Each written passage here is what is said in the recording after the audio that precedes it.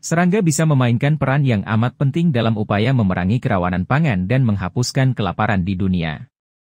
Memakan serangga dapat membantu manusia melawan kelaparan dan rawannya pasokan pangan.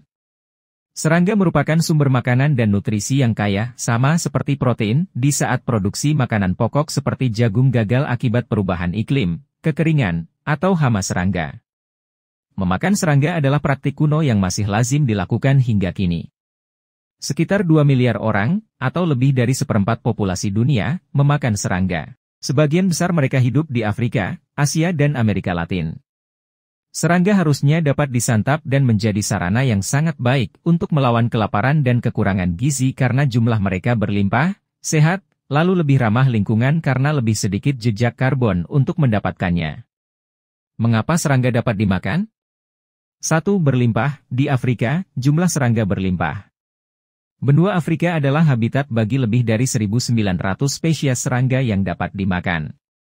Kebanyakan dari mereka berupa kumbang, ulat, belalang, tawon, dan semut. Selain itu, serangga beranak pinak dengan cepat dan memiliki tingkat pertumbuhan yang tinggi. Serangga bisa mencapai usia yang matang dalam waktu kurang dari sebulan. Sebagian besar serangga membutuhkan waktu 3 minggu atau kurang untuk menyelesaikan siklus hidupnya. Pada saat yang sama, serangga pertanian tidak membutuhkan banyak lahan dan air seperti tumbuhan pertanian tradisional. Pertanian serangga sudah berlangsung di Afrika.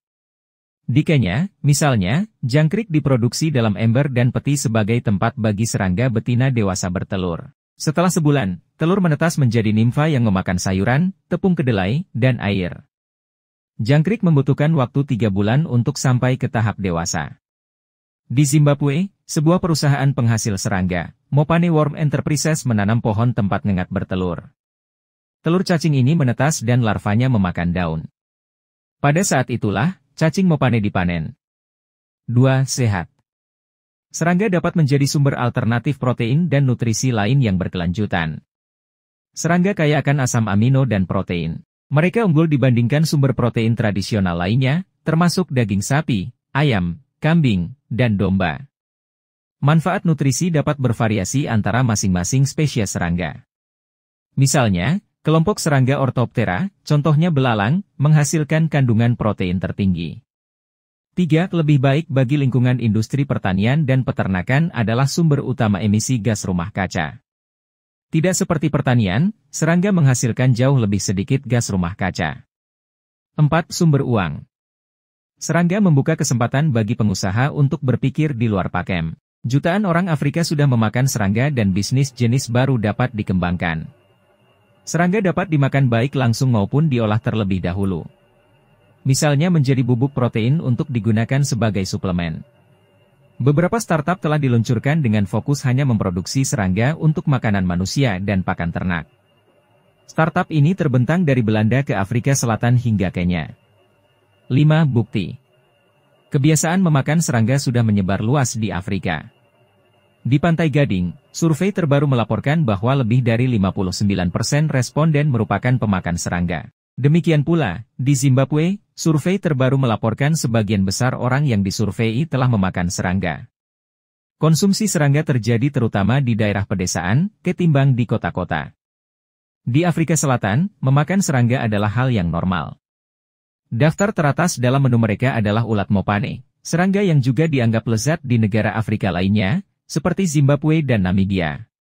Di Kenya, petani dan pengusaha semakin beralih makan serangga untuk melawan kelaparan. Rayap, misalnya, dimakan oleh keluarga petani kecil untuk menambah makanan mereka ketika mereka gagal panen. Petani juga memelihara serangga untuk dijual di pasar lokal. Sebuah survei terbaru di Kenya menunjukkan bahwa lebih dari 80% responden mengatakan bahwa mereka memakan serangga, dengan rayap dan lalat danau di posisi teratas. Yang lainnya memakan belalang, semut dan jangkrik. 6. Terus bergulir. Memanfaatkan serangga untuk melawan kelaparan, kerawanan pangan dan kekurangan gizi memiliki beberapa hambatan.